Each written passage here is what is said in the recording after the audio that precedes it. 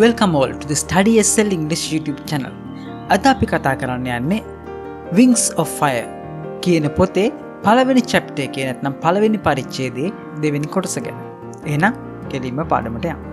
The high priest of Rameshwaram temple, Pakshi Lakshmana Sastri, was a very close friend of my father's. මේ වාක්‍යයේ තේරුම තමයි රාමේශ්වරම් පන්සලේ නැත්නම් රාමේශ්වරම් කෝවිලේ ඉන්න ප්‍රධාන පූජකයා වන පක්ෂි ලක්ෂ්මණ ශාස්ත්‍රී කියන පුද්ගලයා තමුන්ගේ නැත්නම් අබ්දුල් කලාම්ගේ පියාගේ ඉතා සමීපතම මිත්‍රයෙක් කියන එක. One of the most vivid memories of my early childhood is of the two men, each in his traditional attire, discussing spiritual matters.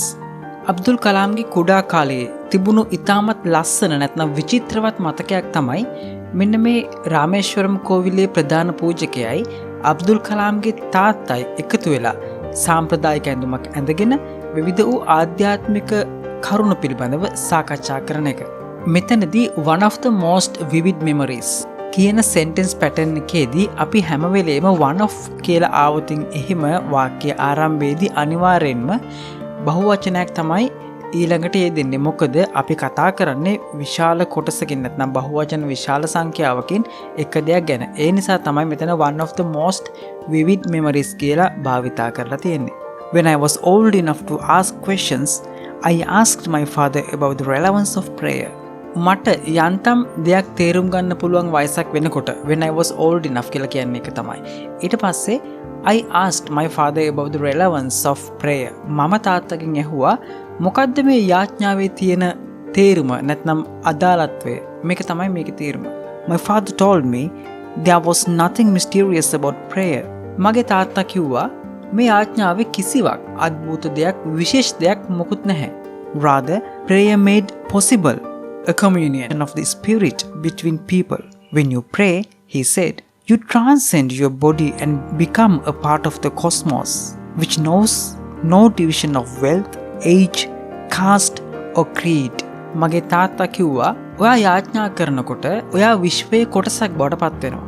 විශ්වය කියන්නේ මොකද්ද?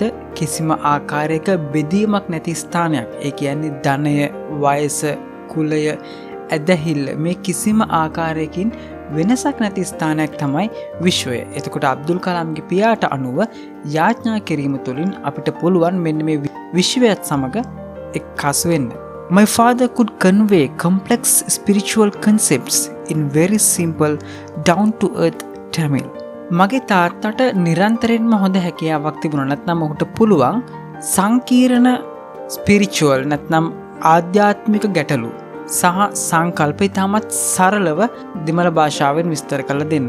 මේ down to earth කියන යෙදුම ඉතාමත්ම වැදගත් යෙදුමක් සහ අපිට ඕනි අවස්ථාවකදී භාවිතා කරන්න පුළුවන් යෙදුමක්.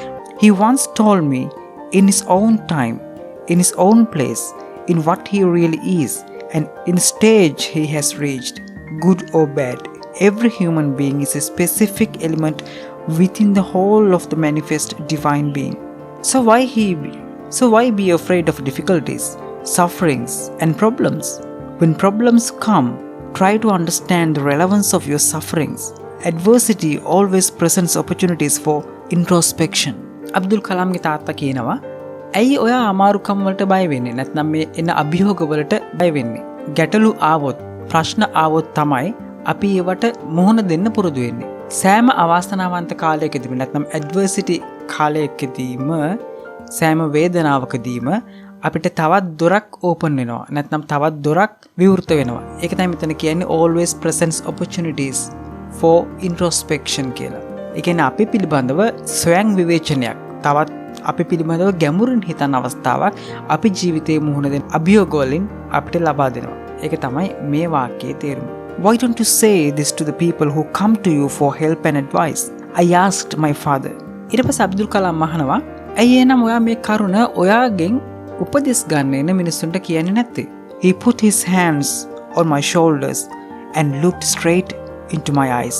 අබ්දුල් කලාම්ගේ තාත්තා එයාගේ අත් දෙක කලාම්ගේ උරහිස් දෙක උඩින් තියලා කෙලින්ම ඇස් දෙක තියලා බලනවා. For quite some time he said nothing, as if he was judging my capacity to comprehend his words. Abdul කලාම්ගේ තාත්තා මෙහෙම ඇස් දෙක දිහා බලාගෙන අබ්දුල් කලාම්ගේ ඇස් දෙක දිහා බලාගෙන ඉන්නවා. ඒ බලාගෙන ඉන්නේ අබ්දුල් කලාම්ට මේ වගේ මම කියන්න යන දේ තේරුම් ගන්න තරම් බුද්ධියක් හැකියාවක් තියෙනවද කියලා තේරුම් ගන්න වගේ. Then he answered in a low, deep voice. His answer filled me with a strange energy and enthusiasm. ඊට පස්සේ ඔහු ගැඹුරු අඩු හඬකින් අබ්දුල් කලාම්ට උත්තර දෙන්න පටන් ගත්තා. අබ්දුල් කලාම්ට ලබා දුන්න උත්තරය අබ්දුල් කලාම් තුල අමුතුමාකාරයේ ශක්තියක්, උනන්දුවක් ඇති කරන්න සමත් වුණා. Whenever human beings find themselves alone, as a natural reaction, they start looking for company. Whenever they are in trouble, they look for someone to help them. Whenever they reach an impasse, they look to someone to show them the way out. මිනිස්සු කරදරේ වැටුනහම, කරදරයක් වුණාම ඒගොල්ලෝ තව කාගෙරි උදව් බලාපොරොත්තු වෙනවා. ඒගොල්ලෝ යම්කිසි බාධාවකට මුහුණ දුන්නාම ඒගොල්ලෝ මිනිස්සු තමුන්ට නිවැරදි මාර්ගය නැත්නම් කරදරයකින් ගැලවෙන මාර්ගය හොයලා දෙන්න කෙනෙක් හොයනවා. Every recurrent anguish, longing and desire finds its own special helper. මේ නැවත ඇතිවෙන වේදනාව, ආශාව, කැමැත්ත මේ හැම දෙයකම විශේෂ වූ උදව්වක් බලාපොරොත්තු වෙනවා. For the people who come to me in distress, I am but a go-between in their effort to propitiate demonic forces with prayers and offerings. Abdul කලාම්ගේ තාත්තා කියනවා පීඩනයට පත් වෙලා මගේ ළඟට එන මිනිස්සුන්ට මම මැදිහත් කරුවෙක් විතරයි. ඒ මොකටද එයා මැදිහත් වෙන්නේ? අద్භූත බලවේගවලට පූජා කරලා යාඥා කරලා ඒගොල්ලන්ගේ උදව් ලබා ගැනීමට උපකාරයක් නැත්නම් මැදිහත් කරුවෙක් විදිහට තමයි අබ්දුල් කලාම්ගේ තාත්තා මැදිහත් වෙන්නේ. This is not a correct approach at all and should never be followed. ඇත්තටම මේක නිවැරදි ක්‍රමයක් නෙවෙයි. මේ වගේ ක්‍රමයක් අපි අනුගමනය කළ යුතු නැහැ. One must understand the difference between a fear-ridden vision of destiny and the vision that enables us to seek the enemy of fulfillment within ourselves. පුද්ගලයෙක් තේරුම් ගන්න ඕන බයක් සහිතව නැත්නම් බියෙන් අපි ඉරණම දිහා බලන එකත් අප තුලින්ම අප ඇති කරගන්නා වූ දැක්මකින් අපේ ප්‍රශ්න විසඳා ගැනීමේ ක්‍රමය. I remember my father starting his day at 4 a.m. by reading the namaz before dawn. මට මතකයි මගේ තාත්තා හැමදාම උදේ 4ට එයාගේ දවස ආරම්භ කරනවා. මෙතන මේ නමාස් කියලා තියෙන්නේ මේ මුස්ලිම් අය කරන යාඥාවක් තමයි මෙන්න මේ නමාස් සඳහන් කරලා තියෙන්නේ. After the namaz, he used to walk down to a small coconut grove we owned about 4 miles from our home. යාඥා කිරීමෙන් පස්සේ තාත්තා ඇවිදින්න පුරුදු වෙලා හිටියා. මේ used to walk කියලා කියන්නේ එයා ඇවිදින්න පුරුදු වෙලා හිටියා. Down to a small coconut grove. ඒ කියන්නේ අපේ නිවසට හැතැම්ම 4ක් පමණ දුරින් පිහිටලා තිබුණු පොල් යායක් මැදින් ඇවිදින්න පුරුදු වෙලා හිටියා.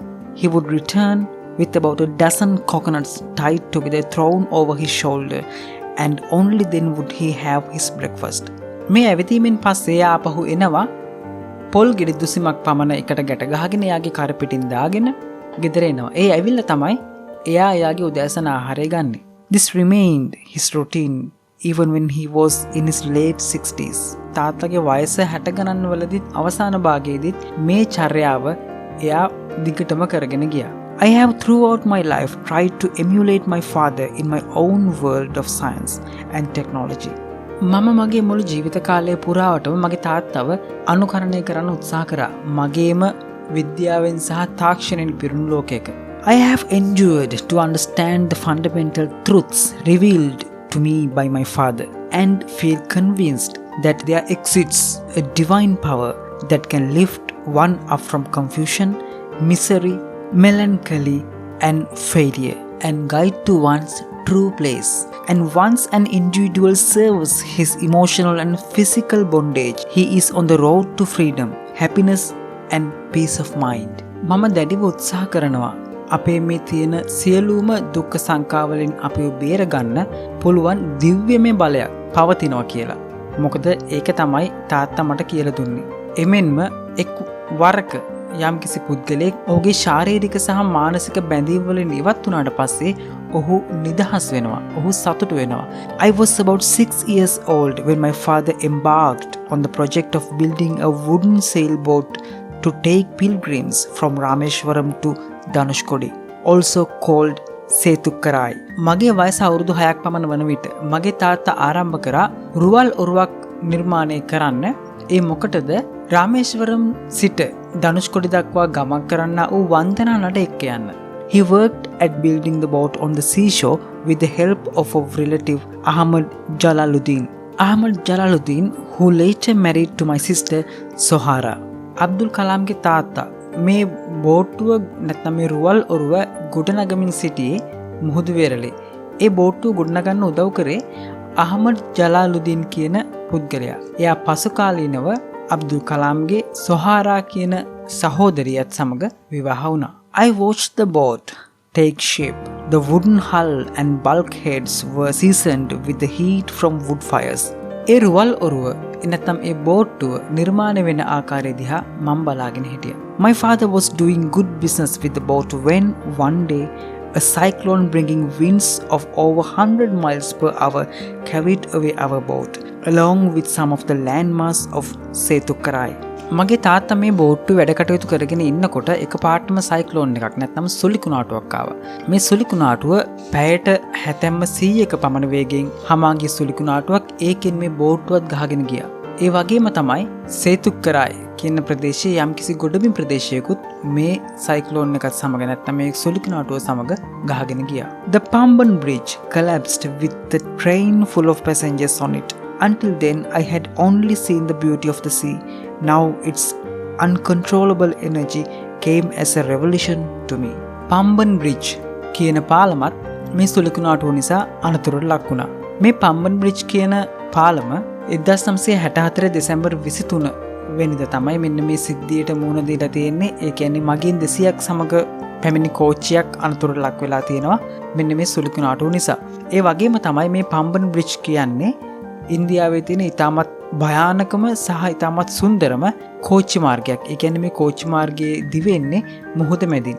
මේ පම්බන් පාලමෙන් තමයි රාමේශ්වරම් දූපතයි ඉන්දියාවයි සම්බන්ධ කරන්නේ. ඉතින් ඕගලන්ට පුළුවන් මේක පිළිබඳව වැඩිදුර තොරතුරු හොයන්න YouTube එකේ ඕන තරම් තියෙනවා. බලන්න හරිම ලස්සනයි. පුළුවන් නම් ගිහින් බලන්න ටිකට් එකක් අරගෙන ගිහින් වුණත් ඒ එක්ස්පීරියන්ස් එක අරන් එන්න පුළුවන්. ඉතින් අපිට ඉන්දියාව කියන්නේ අපිට අපි ළඟම පිළිලා තියෙන රට. ඉතින් අපිට ගිහිල්ලා එක්ස්පීරියන්ස් එකක් අරන් එන්න පුළුවන් නම් මේ වගේ දෙයක් පිළිබඳව ඇත්තටම ගොඩක් සුන්දරයි ජීවිතේ.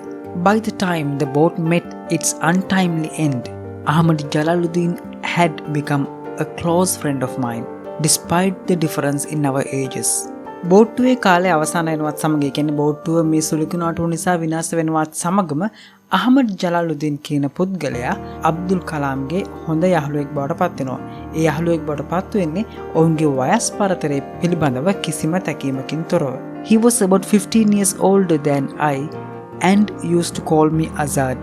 ඔහු අබ්දුල් කලාම්ට වඩා අවුරුදු 15ක් පමණ වයසින් වැඩි. We used to go for long walks together every evening.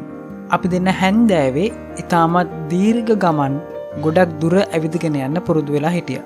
As we started from Mosque Street and made our way towards the sandy shores of the island, Jalaluddin and I talked mainly of spiritual matters. අපි අපේ ගමන ආරම්භ කරන්නේ Mosque Street එකකින්. ඒ කියන්නේ පල්ලිය මාවතෙන්. ඊට පස්සේ අපි ඇවිදගෙන යනවා වෙරළ දක්වා. ඒ ඇවිදගෙන යන මාර්ගයේදී අපි කතා කරේ විවිධ වූ ආධ්‍යාත්මික කරුණු. The atmosphere of Rameshwaram with its flocking pilgrims was conducive to such discussion. අපේ මේ සාකච්ඡාවලට හැම වෙලේම උපකාරයක් වුණා රාමේශ්වරම් ප්‍රදේශයේ තියෙන වටපිටාව. ඒ කියන්නේ නිරන්තරයෙන්ම මේ රාමේශ්වරම් දූපතට වන්දනා නඩ කණ්ඩායම් වශයෙන් පැමිණියා. ඉතින් මේ වටපිටාව අබ්දුල් කලාම්ගේ ඔහුගේ යාළුවා වන ජලාලුද්දීන්ගේ සාකච්ඡාවලට නිරන්තරයෙන්ම භාජනය වුණා. Our first halt would be at the imposing temple of Lord Shiva. අපේ පළවන නැවතුම තමයි ශිව දේවාලය. Circling around the temple with the same reverence as any pilgrim from a distant part of the country, we felt a flow of energy pass through us. මේ දේවාලයේ වටේ කැරකෙමින් ගමන් කරනකොට අපිට නිරන්තරයෙන්ම දැනුණා වෙනත් පිටින් ආපු වන්දනා නඩයක් හා සමානවම දැනෙන හැඟීම අපිට දැනුණා. අපිට දැනුණා ඒ වගේම අපි හරහා යම්කිසි ශක්තියක් ගමන් කරනවා වගේ. Jalaluddin would talk about God as if he had a working partnership with him. He would present all his doubts to God as if he were standing nearby to dispose of them. ජලාලුද්දීන් හැම වෙලේම ඔහු තුල තියෙන සැකයන් ඔක්කොම දෙවියන්ට කියනවා. හරියට දෙවියෝ එයා ළඟ ඉන්නවා වගේ. I would stare at Jalaluddin and then look towards the large groups of pilgrims around the temple, taking holy dips in the sea, performing rituals and reciting prayers with a sense of respect towards the same unknown, whom we treat as the formless almighty. මම ජලාලුද්දීන් දිහා බලාගෙන ඉඳලා ඊට පස්සේ මේ ඇවිත් තියෙන වන්දනා නඩ දිහා බලාගෙන ඉන්නවා. මේ වන්දනාවේ ආපු පිරිස් මුහුදේ ගිලමින් පූජනීය චාරිත්‍රයක් කරනවා. ඒ වගේම ඒගොල්ලෝ විවිධ වූ යාඥා කරනවා. ඒ සෑම යාඥාවක්ම යොමු වෙලා තියෙන්නේ අපේ කිසිම රූපයක් කිසිම හැඩයක් නොදන්නා වූ සර්ව බලධාරී කියන පුද්ගලයා වෙත. I never doubted that the prayers in the temple reached the same destination as the ones offered in our mosque. මම කවදාවත් සැක කළේ නැහැ මම කෝවිලේදී කරන ප්‍රාර්ථනාවත් පල්ලියේදී කරන ප්‍රාර්ථනාවත් එකම ස්ථානයකට එකම ගමනාන්තයකට ළඟා වෙන බව. I only wondered whether Jalaluddin had any other special connection to God. මම කල්පනා කරේ ජලාලුද්දීන් සමග දෙවියන්ට විශේෂ සම්බන්ධතාවයක් තියෙනවද කියලා පමණයි. Jalaluddin's schooling had been limited, principally because of his family's straitened circumstances. ජලාලුද්දීන්ගේ පාසල් ගමන සීමා වුණේ එයාගේ පවුලේ තිබුණා වූ දුප්පත්කම නිසා. This may have been the reason why he always encouraged me to excel in my studies and enjoyed my success vicariously. Never did I find the slightest trace of resentment of Jalaluddin for his deprivation. ඒ වගේම ජලාලුද්දීන්ගේ නොලැබීම පිළිබඳවත් ඔහුට අහිමිවීම පිළිබඳවත් කිසිම ආකාරයක අසතුටක් පෙන්වුවේ නැහැ.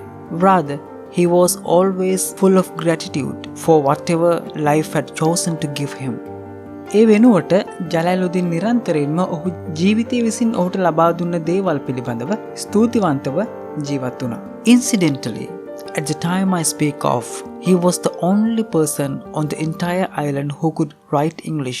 ඒ වගේම තමයි මම මේ කතා කරන අවස්ථාවේ මේ දූපතේ ඉන්න එකම පුද්ගලයා ජලාලුද්දීන් පමණයි ඉංග්‍රීසියෙන් ලියන්න පුළුවන් පුද්ගලයෙක් විදිහට. He wrote letters for almost anybody in need, be they letters of application or otherwise. ඔහු අවශ්‍ය ඕනම කෙනෙකුට ලියුම් ලියන්නත් ඇප්ලිකේෂන් පුරවල දෙන්නත් ඔහු ඉදිරිපත් වුණා. Nobody of my acquaintance, either in my family or in the neighborhood, even the Jalaluddin's level of education or any rings of consequence with the outside world.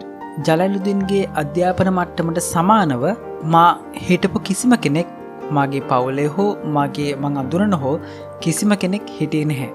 Jalaluddin always spoke to me about educated people, of scientific discoveries, of contemporary literature, and of the achievements of medical science.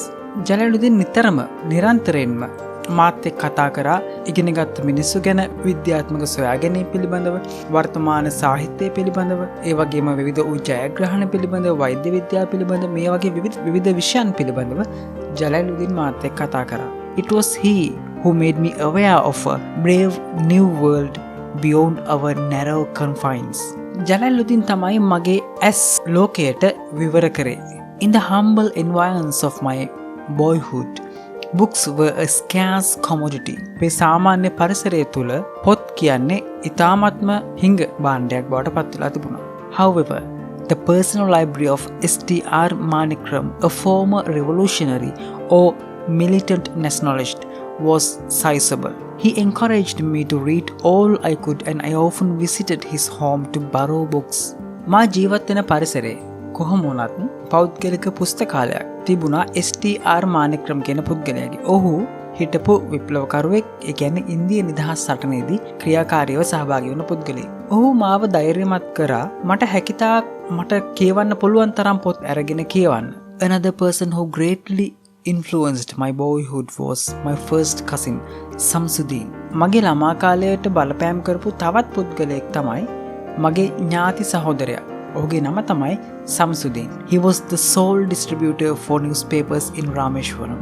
Samsuddin තමයි රාමේශ්වරම් දූපතේ හිටපු එකම පුවත්පත් බෙදා හරින්න.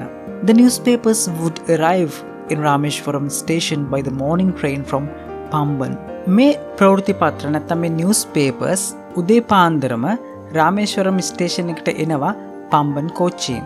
Samsudin's newspaper agency was a one-man organization catering to the reading demands of the 1,000-strong literate population of Rameshwaram town.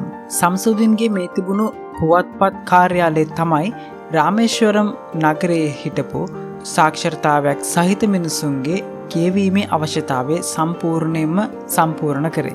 These newspapers were mainly bought to keep abreast of current developments in the national independence movement, for astrological reference, or to check the bullion rates prevailing in Madras. A few readers with a more cosmopolitan outlook would discuss Hitler, Mahatma Gandhi, and Jinnah.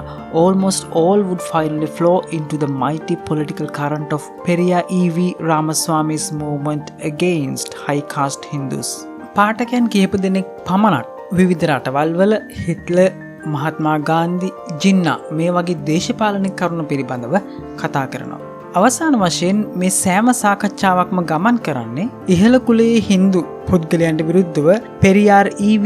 රාමස්වාමී කියන පුද්ගලයා විසින් රැගෙන ගිය ක්‍රියාත්මක කරගෙන ගිය ප්‍රවාහය පිළිබඳව තමයි අවසාන වශයෙන් මේ සෑම සියලු සාකච්ඡාවක්ම නවතින්නේ. දිනමණි was the most sought after newspaper. ගොඩක්ම පිරිසක් කියවපු නැත්නම් ගොඩක් පිරිසක් කැමති ජනප්‍රිය පුවත්පත තමයි දිනමණි.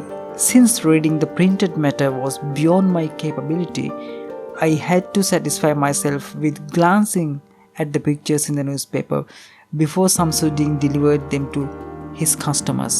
කියවීම මගේ හැකියාවෙන් පිට නිසා මට හැම වෙලේම පින්තූර දිහා බලලා පින්තූර දිහා බැලීමෙන් පමණක් තෘප්තිමත් වෙන්න සිද්ධ වුණා.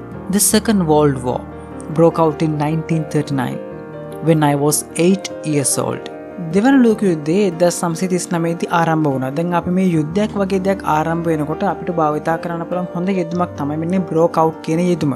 මේ වෙනකොට මගේ වයස අවුරුදු 8ක් පමණ ඇති. For reasons I have never been able to understand, a sudden demand for tamarind seeds erupted in the market. වෙළඳ පොළ තුල ඉතාමත් ඉක්මනින් දැඩි ඉල්ලුමක් ඇති වුණා සියඹලා ඇටවලට. මේකට හේතුව තමයි දෙවන ලෝක යුද්ධ සමයේදී සියඹලා ඇට වේලලා ඒවා කුඩු කරලා ඒ කුඩු යොදාගෙන තියෙනවා දෙවන ලෝක යුද්ධයේදී සොල්දාදුවන්ගේ ඇඳුම් නිර්මාණය කරනකොට ඒ ඇඳුම් වතුර යාමෙන් වළක්වන්න ක්‍රමයක් ලෙස මෙන්න මේ ඇට වලින් හදා ගන්නා වූ නිෂ්පාදනයක් යොදාගෙන තිනවා. ඒ වගේම තමයි මේ සියඹලා ඇට යොදාගෙන යම්කිසි ආකාරයක ෆියුල් සෝස් එකක් නැත්නම් ඉන්ධනයක් වශයෙන් භාවිතා කරලා තියෙනවා ඉන්දියාව තුළ නිර්මාණය කරන ලද වාහන සඳහා. ඒ නිසා තමයි මෙන්න මේ සියඹලා ඇටවලට දෙවන ලෝක යුද්ධ කාලයේදී ඉතා ඉහළ ඉල්ලුමක් ලැබුණේ. I used to collect the seeds and sell them to a provision shop on Mosque Street. මමත් පුරුදු වෙලා හිටියා මේ ආකාරයෙන් සියඹලා ඇට එකතු කරලා පල්ලිය වීදියේ තියෙන කුළුබඩු කඩේකට දෙන්න. A day's collection would fetch me the princely sum of 1 anna. දවසක සියඹලා ඇට එකතුවක් අනා එකක් වැනි විශාල මුදලක් මට උපයා ගන්න හැකියාවක් ලැබුණා. මෙතනදී මේ අනා එකක් කියලා කියන්නේ මෙයාගේ වයසේ හැටියට මේ උපයා ගන්නා වූ මුදල ඉතාමත් විශාලයි කියලා කියන්න. Jalaluddin would tell me stories about the war which I would later attempt to trace in the headlines in Dinamani. Jalaluddin මට යුද්ධය පිළිබඳව විවිධ වූ කතාන්දර කියනවා. මම පසුව ඒවා දිනමණි පුවත්පතේ headlines වලින් හොයාගන්න උත්සාහ කරනවා. Our area being isolated was completely unaffected by the war. අපේ ප්‍රදේශය හුදකලා ප්‍රදේශයක් වීම නිසා යුද්ධයෙන් කිසිම බලපෑමක් වුණේ නැහැ. But soon India was forced to join the Allied forces. Something like a state of emergency was declared. නමුත් ඉතා ඉක්මනින්ම ඉන්දියාව මිත්‍ර හමුදා සමග එකතු වෙන්න ඉන්දියාවට බල කරා. මේ නිසා හදිසි අවස්ථාවක් ප්‍රකාශයට පත් කරා. The first casualty came in the form of the suspension of the train halt at Rameshwaram station. මේ තත්වයෙන් ඇති වුණු පළමු හානිය තමයි රාමේශ්වරම් දක්වා රාමේශ්වරම් කෝච්චි රාමේශ්වරම් දුම්රිය ස්ථානය තහනම් කිරීම. The newspaper's nerve had to be bundled and thrown out from the moving train on the Rameshwaram road between Rameshwaram and Dhanushkodi. මේ දුම්රිය ස්ථානයේ නැවැත්වීම නිසා නැත්නම් තහනම් කිරීම නිසා පුවත්පත් බෙදා හැරීමේදී මේ පුවත්පත් මිටි බැඳලා ගමන් කරන කෝච්චියෙන් විසික් කරන්න සිද්ධ වුණා රාමේශ්වරම් සහ ධනුෂ්කොඩි අතර මාර්ගයේදී. That forced Samsudeen to look for a helping hand to catch the bundles, and as if naturally I filled the slot. මේ සිදුවීම සම්සුදීන්ට තවත් උදව්කාරයෙක් තවත් සහායට පුද්ගලයෙක් හොයාගන්න හේතුකාරකයක් වුණා. ඉතින් ස්වභාවිකවම මේ අඩුව පුරවන පුද්ගලයා බවට පත් උනේ මම නැත්නම් Abdul Kalam. Samsudeen helped me earn my first wages. Half of a century later, I can still feel the surge of pride in earning my own money for the first time. Samsudeen උදව් කරා මට මගේ පළමු වැටුප ගන්න. මම මහන්සියලා උපයපු පළමු වැටුප ගන්න. ඉතින් මේ අවුරුදු 50කටත් පස්සේ මට අදටත් ඒ මම උපයපු පළමු වැටුප පිළිබඳව ආඩම්බරයක් සහ වෙන් වූ හැඟීමක් තියෙනවා. Every child is born with some inherited characteristics into a specific socio-economic and emotional environment and trained in certain ways by figures of authority. ඉපදෙන සෑම ළමයෙක්ම විවිධ වූ සමාජීය ආර්ථික පාරිසරික සාධක මත නිර්මාණය වෙනවා. මේ සාධක ඒ ළමයාගේ ජීවිතයට උරුම වෙනවා. I inherited honesty and self-discipline from my father. From my mother, I inherited faith in goodness and deep kindness. So did my 3 brothers and sister. මම අවංක බවයි ස්වයං විනයයි මගේ තාත්තගෙන් උකහාගත් අතර මම විශ්වාසය, කරුණාව, දයාව මේ වගේ දේවල් මගේ අම්මගෙන් ඉගෙන ගත්තා. ඒ වගේම තමයි මගේ මගේ සහෝදරියත් ඒ දේම ඉගෙන ගත්තා. But it was the time I spent with Jalaluddin and Samsudeen that perhaps contributed most to the uniqueness of my childhood and made all the difference in my later life. නමුත් මම ජලාලුද්දීන් සමග සහ සම්සුදීන් සමග ගත කරපු කාලය මගේ ළමා කාලයේ ඉතාමත් විශේෂිත කාලයක් බවට පත් වුණා. මගේ ජීවිතයේ යම් පසුකාලීනව යම්කිසි වෙනසක් බවට පත් කරන්නත් මේ ආශ්‍රය බලපෑවා. The unschooled wisdom of Jalaluddin and Samsudeen was so intuitive and responsive to non-verbal messages that I can unhesitatingly attribute my subsequently manifested creativity to their company in my childhood. ජලාලුද්දීන්ගේ සහ සම්සුදීන්ගේ අවිධිමත් අධ්‍යාපනය මගේ ළමා කාලයට මගේ නිර්මාණශීලීත්වය වර්ධනය කිරීමට ඉතාමත්ම බලපෑවා. I had 3 close friends in my childhood. Ramanatha Sastri, Aravindan and Siva Prakashan. කුඩා කාලයේ මට ඉතාමත් සමීප යහළුවෝ 3 දෙනෙක් හිටියා. Ramanatha Sastri, Aravindan සහ Siva Prakashan. All these boys were from orthodox Hindu Brahmin families. ඒ 3 දෙනාම සාම්ප්‍රදායික හින්දු පවුල්වල පැවතෙන අය. As children, none of us ever felt any difference amongst ourselves because of our religious differences and upbringing. අපි 3 දෙනාගෙන් කාටවත් කිසිම ආකාරයක වෙනසක් අපි පිළිබඳව දැනුනේ නැහැ. In fact, Ramanatha Sastri was the son of Pakshi Lakshmana Sastri, the high priest of the Rameshwaram temple. ඇත්තටම කියනවා නම් Ramanatha Sastri කියන්නේ Rameshwaram පන්සලේ ප්‍රධාන පූජකයාගේ පුතා. Later he took over the priesthood of the Rameshwaram temple from his father. Aravindan went into the business of arranging transport for visiting pilgrims, and Siva Prakashan became a catering contractor for the Southern Railways. පසුකාලීනව ඔහු ඔහුගේ තාත්තගෙන් පස්සේ රාමේශ්වරම් කෝවිලේ පූජකයා බවට පත් වුණා. අරවින්දන් වන්දනා නඩ කළමනාකරණය කරන ව්‍යාපාරයක් පවත්වාගෙන ගියා සහ සිව ප්‍රකාශම් කේටරින් බිස්නස් එකක් නැත්නම් ආහාර සැපීමේ කොන්ත්‍රාත්කරුවෙකු ලෙස සිව ප්‍රකාශන් දකුණු දුම්රිය සේවයට අනුයුක්තව ආහාර සැපීමේ කොන්ත්‍රාත්කරුවෙකු ලෙස රැකියාව පටන් ගත්තා. During the annual Sri Sitarama Kalyanam ceremony, our family used to arrange boats with a special platform for carrying idols of the Lord from the temple to the marriage site, situated in the middle of the pond called Ramatirtha, which was near our house. වාර්ෂික ශ්‍රී සීතාරාම කල්යාණම් කිය උත්සවය අතරතුරදී අපේ පවුලේ උදවිය පුරුදු වෙලා හිටියා දෙවියන්ගේ රූප රැගෙන යන්න බෝට්ටු සකස් කරගන්න. ඒ බෝට්ටු අරන් යන්නේ රාමතීර්ථ කියන පොකුණ ළඟ. events from the Ramayana and from the life of the prophet were the bedtime stories my mother and grandmother would tell the children in our family. අපේ පවුලේ ළමයින්ට කියලා දෙන bedtime stories නැත්නම් නිදාගන්න පෙර කියලා දෙන කතා අතර තිබුණේ රාමායනයේ කතා සහ ප්‍රොෆට් මොහමඩ් නැත්නම් මොහමඩ් කියන අනාගත වක්තෘවරයාගේ කතා තමයි අපේ ආච්චි අපේ පවුලේ ළමයින්ට කිව්වේ. One day when I was in the 5th standard at the Rameshwaram Elementary School, a new teacher came to our class. මම රාමේශ්වරම් ප්‍රාථමික පාසලේ 5 වසරේ ඉගෙන ගන්නකොට අපේ පාසලට අලුතෙන් ගුරුවරයෙක් ආවා. I used to wear a cap which marked me as a Muslim and I always sat in the front row next to Ramanatha Sastri who wore a sacred thread. මම හැමදාම නැත්නම් පුරුද්දක් වශයෙන් මුස්ලිම් වරයෙක් වශයෙන් තොප්පියක් දාගෙන යන පුරුදු වෙලා හිටියා. ඒ වගේම තමයි මම හැමදාම වාඩි වෙලා හිටියේ පළවෙනි පේළියේ. මාත් එක්ක එහා පැත්තේ වාඩි වෙලා හිටියේ රාමනාථ ශාස්ත්‍රී. රාමනාථ ශාස්ත්‍රී පූජනීය නූලක් නැත්නම් හින්දු ආගමේ බ්‍රාහ්මණ කුලයේ අය මේ වගේ නූලක් පළඳිනවා. ඉතින් මෙයා මේ රාමනාථ ශාස්ත්‍රී කියන දරුවා පුරුදු වෙලා හිටියා මෙන්න මේ නූලක් පැළඳගෙන එන්න. මේ දෙන්නම ඉස්සරහාම් පේළියේ එකට තමයි වාඩි වෙලා ඉන්නේ.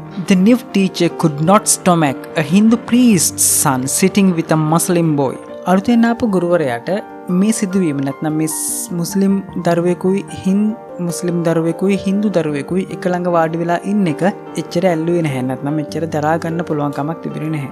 In accordance with our social ranking, as the new teacher saw it, I was asked to go and sit on the back bench. එවකට තිබුණු අපේ සමාජීය අනුක්‍රමය අනුව ගුරුවරයා දැකපු විදිහට එයා මට කිව්වා පස්සහ පේලියෙන් ගිහලා වාඩි වෙන්න කියලා. I felt very sad and so did Ramanatha Sastri. He looked utterly downcast as I shifted to my seat in the last row. මම පස්සහ පේලියෙන් වාඩි වෙනකොට මට ගොඩක් දුක හිතුණා. ඒ වගේම තමයි මගේ යාළුවෙකුන රාමනාථ ශාස්ත්‍රීට ගොඩක් දුක හිතුණා. The image of him weeping when I shifted to the last row left a lasting impression on me. මම අන්තිම පේලියට මාරු වෙනකොට රාමනාථ ශාස්ත්‍රී අඬන්න පටන් ගත්තා. ඒ අඬනකොට මගේ හිතේ මැවුණු චිත්‍රය දිගු කාලයක් පුරාවට මගේ හිතේ තිබුණා. After school, we went home and told our respective parents about the incident. පාසල ඉවරුණාට පස්සේ අපි ගෙදර ගිහින් මේ පිළිබඳව අපේ දෙමාපියෝ දැනුවත් කරා. Lakshmana Sastri summoned the teacher and in our presence told the teacher that he should not spread the poison of social inequality and communal intolerance in the minds of innocent children. අපිට අභිමුඛව ලක්ෂ්මණ ශාස්ත්‍රී ගුරුවරයාට කතා කරා. කතා කරලා එයාට අවවාද කරා. නැත්නම් එයාට කිව්වා සමාජීය විෂමතාවය වාර්ගික ගැටලු යන විස මේ කුඩා ළමයින්ගේ හිත්වලට ඔළුවට දාන්න එපා කියලා. He bluntly asked the teacher to either apologize or quit the school and the island. ඔහු ගුරුවරයාට ඍජුවම ප්‍රකාශ කරා. එක්කොත් සමාව ඉල්ලන්න නැත්නම් පාසලෙන් ඉවත් වෙලා යන්න කියලා. Not only did the teacher regret his behavior, but strong sense of conviction Lakshmana Sastri conveyed ultimately reformed this young teacher. ගුරුවරයා තමුන්ගේ හැසිරීම පිළිබඳව පසුතැවුණා පමණක් නොවේ අවසාන වශයෙන් ඔහු වෙනස් වෙන්නත් මේ ලක්ෂ්මණ ශාස්ත්‍රීගේ ක්‍රියාකලාපය බලපෑවා. On the whole, the small society of Rameshwaram was highly stratified and very rigid in terms of the segregation of different social groups. සමස්තයක් වශයෙන් රාමේශ්වරම් සමාජය රාමේශ්වරම් ප්‍රදේශයේ සමාජය බෙදීම අනුව කුල ක්‍රමය අනුව වාර්ගික වශයෙන් ටිකක් තද ස්වරූපයක් ගත සමාජයක්. However, my science teacher Subramania Iyer, though an orthodox Brahmin with a very conservative wife, was something of a rebel. කොහොම වුණත් මගේ විද්‍යාව ගුරුවරයා නැත්නම් සිව සුබ්‍රමණිය අයියර් එයා සාම්ප්‍රදායික බ්‍රාහ්මණයෙක් වුණත් එයා ටිකක් විප්ලවීය චින්තනයක් තිබුච්ච මිනිසෙක්. He did his best to break social barriers so that people from varying backgrounds could mingle easily. එයා ඔහුගේ උපරිමයෙන් උත්සාහ කරා මේ සමාජීය බාධක බිඳ දමමින් සමාජයේ ඉන්න විවිධ කණ්ඩායම් වලට එකට එකතු වෙලා ජීවත් වෙන්න අවස්ථාවක් සකස් කළ දෙන්න. මෙතන තියෙන මේ වචනය මිංගල් කියන වචනය ඊටමත් වැදගත් වචනයක්. ඒ වගේම හොඳ වචනයක් අපිට දිනදා භාවිතයේදී පාවිච්චි වෙන්න. මේකේ තේරුම තමයි මුහු වෙනවා. මිංගල් කියන්නේ ටිකක් අපි එකට එකතු වෙලා කතා බහ කරනවා. ඒ වගේ අදහසක් දෙන වචනයක් තමයි මිංගල් කියලා කියන්නේ. He used to spend hours with me and would say, "Kalam, I want you to develop so that you are on par with the highly educated people of the big cities." ඔහු මාත් එක්ක පැය ගණන් කාලය ගත කරන්න පුරුදු වෙලා හිටියා. එයා කියනවා කලාම් මට ඕනි ඔයා දියුණු පුද්ගලයෙක් බවට පත් වෙන්න. ඒ වගේම මට ඕනි නගරයේ ඉන්න උගත් මිනිස්සුත් එක්ක ඔයත් ඒහා සමානවම ඉගෙන ගන්න. One day he invited me to his home for a meal. එක දවසක් ඔහු මට ආරාධනා කරා කෑම වේලකට. His wife was horrified at the idea of a Muslim boy being invited to dine in her ritually pure kitchen. ඔහුගේ මේ අදහස පිළිබඳව ඔහුගේ භාර්යාව ඉතාමත් භීතියට පත් වෙන බවක් මම දැක්කා. ඒකට හේතුව තමයි ඉතාමත් පූජනීය වූ එයාගේ කුස්සියට මේ වගේ මුස්ලිම් ළමයෙක් පැමිණීම පිළිබඳව. She refused to serve me in her kitchen. ඇය මට කුස්සියේදී කෑම බෙදා දීමට ප්‍රතික්ෂේප කරා. Subramania Iyer was not perturbed, nor did he get angry with his wife, but instead served me with his own hands and sat down beside me to eat his meal. ඒ ප්‍රතික්ෂේප කිරීමත් සමග සුබ්‍රමණිය අයියර් කිසිම ආකාරයක කැළඹීමකට ලක් වුණෙත් නැහැ. එයාගේ වයිෆ් එක්ක එයාගේ බිරිඳ එක්ක තරහ වුණෙත් නැහැ. නමුත් ඒ වෙනුවට එයාගේම අත්වලින් කෑම බෙදලා එයත් අබ්දුල් කලාම් එක්කම වාඩි වෙලා එයා ආහාර ගත්තා. His wife watched us from behind the kitchen door. ඔහුගේ බිරිඳ කුස්සියේ දොර පිටිපස්සේ ඉඳලා අපි දිහා බලාගෙන හිටියා. I wondered whether she had observed any difference in the way I ate rice, drank water or cleaned the floor after the meal. මම කල්පනා කරා එයා නිරීක්ෂණය කරන්න ඇත්තේ මම කන විදිහේ වෙනසක් හරි මම වතුර බොන විදිහේ වෙනසක් හරි මම කෑම කෑවට පස්සේ බිම පිරිසිදු කරන ආකාරයේ වෙනසක් හරි තියෙද කියලා වෙන්නේ නැති කියලා. When I was leaving his house, Subramania Iyer invited me to join him for dinner again the next weekend. මම නිවසින් පිටත් වෙනකොට මට ආයෙත් පාරක් ඊළඟ සතියේත් මට ආහාර ගන්න එන්න කියලා කතා කරා. Observing my hesitation, he told me not to get upset, saying once you decide to change the system, such problems have to be confronted. මගේ පැකිලීම තේරුම් ගත්ත සුබ්‍රමණියම් අයියර් මට කිව්වා කලබල වෙන්න එපා, දුක් වෙන්න එපා. ඔයා මේ ක්‍රමය වෙනස් කරන්න හිතාගත්තට පස්සේ මේ වගේ ප්‍රශ්න වලට මුහුණ දෙන්න සිද්ධ වෙනවා. When I visited his house the next week, Subramania Iyer's wife took me inside her kitchen and served me food with her own hands. ඊළඟ සතියේ මම සුබ්‍රමණියම් අයියර්ගේ නිවසට ගියාට පස්සේ එයාගේ බිරිඳ මාව කුස්සිය ඇතුළට අරන් ගිහිල්ලා මට ආහාර පිළිගන්නුවා. Then the Second World War was over and India's freedom was imminent. ඊට පස්සේ දෙවෙනි ලෝක යුද්ධය අවසන් වුණා. ඉන්දියාවේ නිදහස අතලංග බවත් අපිට තේරුණා. Indians will build their own India, declared Gandhiji. The whole country was filled with an unprecedented optimism. ඉන්දියානුවන් තමුන්ගේම ඉන්දියාවක් බිහි කරයි. මහත්මා ගාන්ධිතුමා ප්‍රකාශ කරා. මුළු රටම පෙර කිසිම දවසක නොවුරු සුබවාදී නිමිත්තකින් පිරීලා තිබුණා. I asked my father's permission to leave Rameshwaram and study at the district headquarters at Ramanathapuram. මම තාත්තගෙන් අවසර ඉල්ලුවා රාමේශ්වරම් ප්‍රදේශය අතහැර දාලා රාමනාත්පුරම් වල අධ්‍යාපනය ලබා ගන්න යන්න. He told me as if thinking aloud, Abul, I know you have to go away to grow. ඔහු මට කිව්වා අබුල් මම දන්නවා ඔයාට දියුණු වෙන්න නම් නැත්නම් ඔයාට ගොඩ නැගින්න නම් ඔයාට පිටට යන්න වෙනවා කියලා. Does that seagull not fly across the sun alone and without a nest? You must forego your longing for the land of your memories to move into the dwelling place of your greater desires. Our love will not bind you, nor will our needs hold you. He quoted Khalil Gibran to my hesitant mother. Your children are not your children. මුහුදුලිහිනියෙක් කූඩුවක් නැතුව තනියම ඉරහරාප යමනවා වගේ. ඔයාගේ සියලුම බැඳීම් අත්හැර දාලා ඔයාගේ අරමුණු වෙනුවෙන් ඔයා අලුත් භූමියකට ගමන් කරන්න ඕන. අපේ ආදරය කිසිම වෙලාවක ඔයාව බන්ධනයට ලක් කරන්නේ නැහැ. ඔහු මේ පිළිබඳව ඛලීල් ගිර්බාන් කියන කවියාගේ කවියක් ඔහුගේ පැකිලමින් හිටපු අම්මට ප්‍රකාශ කරා. ඔබේ දරුවන් නෙවෙයි. They are the sons and daughters of life's longing for itself. They come through you, but not from you.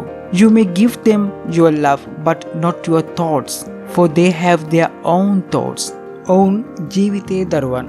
දෙමාපියන් දරුවන්ට උපත ලබා දුන්නත් දරුවන් දෙමාපියන්ට අයිති නෑ. ඔබ දරුවන්ට ආදරය ලබා දෙන්න පුළුවන්. නමුත් ඔබේ සිතුවිලි ඔවුන්ට දෙන්න බෑ. නමුත් ඔවුන්ට ඔවුන්ගේම සිතුවිලි තිබිය යුතුයි. He took me and my 3 brothers to the mosque and recited the prayer Al-Fatiha from the Holy Quran. Abdul Kalamගේ පියා නැත්නම් ඔහු මාවත් මගේ සහෝදරයෝ තිදෙනාත් සමග පල්ලියට ගිහිල්ලා Al-Fatiha කියන යාඥාව Holy Quranයෙන් යාඥාව සිද්ධ කරා.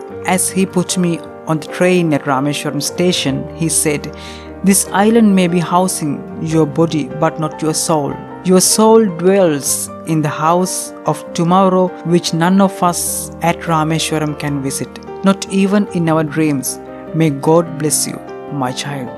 ඔහු මාව රාමේශ්වරම් ස්ටේෂන් ගෙන් කෝච්චියට නගලා කිව්වේ මේ දිවයින ඔයාගේ ශරීරයට නිවස්නයක් වුණාට නැත්නම් නිවහනක් වුණාට ඔයාගේ ආත්මයට නිවහනක් නෙවෙයි කියන එක.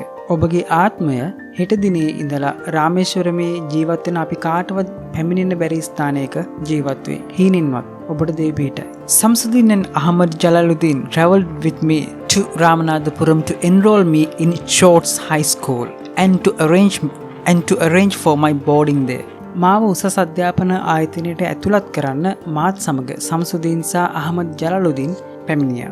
Somehow I did not take the new setting. කොහොම වුණත් මේ අලුත් පරිසරය මගේ හිතට එච්චර ඇල්ලුවේ නැහැ. The town of Ramanathapuram was a thriving, factious town of some 50,000 people, but the coherence and harmony of Rameshwaram was absent.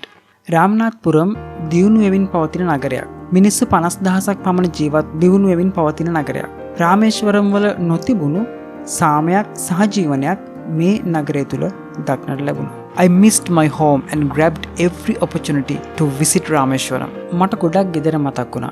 ඒ නිසා මම ලැබුණු සෑම අවස්ථාවකම රාමේශ්වරම් වලට ගියා.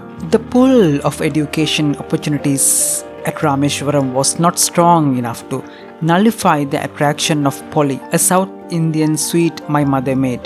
අධ්‍යාපනයේ තිබුණු අවස්ථා කිසිම අවස්ථාවක මාව පොලි කියන දකුණු ඉන්දිය කෑම වර්ගයෙන් ඈත් කරන්න සමත් වුණේ නැහැ. මේ කෑම මගේ අම්මා ගෙදර හදන කෑමක්. ඊටාම රසවත්. In fact, she used to prepare 12 distinctly different varieties of it, bringing out the flavor of average single ingredient used in the best possible combinations. ඇත්ත වශයෙන්ම ඇය පුරුදුලා හිටියා 12 ආකාරයක වෙනස් වර්ග වලින් සහ වෙනස් රසවල් වලින් මේ රසකැවිලි වර්ගය නිර්මාණය කරන්න. Despite my homesickness, I was determined to come to terms with the new environment because I knew my father had invested great hopes in my success. මම මේ අලුත් පරිසරයට වැඩි කැමැත්තක් දක්වුවේ නැතත් මං අදිටන් කරගත්තා කොහොම හරි මම මගේ මේ පරිසරයට ඇඩැප්ට් වෙලා මම ජීවත් වෙනවා කියලා.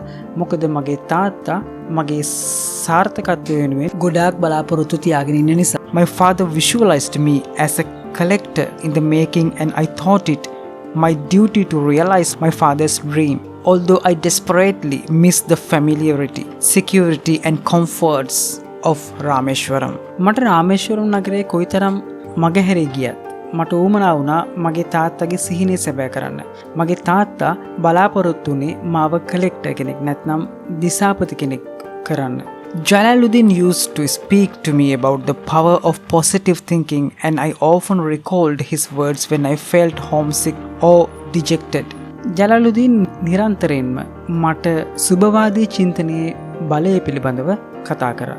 මට ගෙදර මතක් වෙන හැම වෙලාවකම මම ඒ වචන සිහියට නගාගත්තා. I tried hard to do as he said, which was to strive to control my thoughts and my mind, and through this to influence my destiny. ඔහු කියපු විදිහට මම ගොඩාක් මහන්සි වුණා මගේ සිතුවිලි පාලනය කරන්න. ඒ තුලින් මගේ ඉරණම තීරණය කරන්න. Ironically, the destiny did not lead me back to Rameshwaram, but rather swept me farther away from the home of my childhood. හාස්‍ය ජනක ලෙස මගේ ඉරණම මාව ආපහු රාමේශ්වරම් වලට යවනවා වෙනුවට මම රාමේශ්වරම් වලින් තවදුරටත් ඈත් කරා.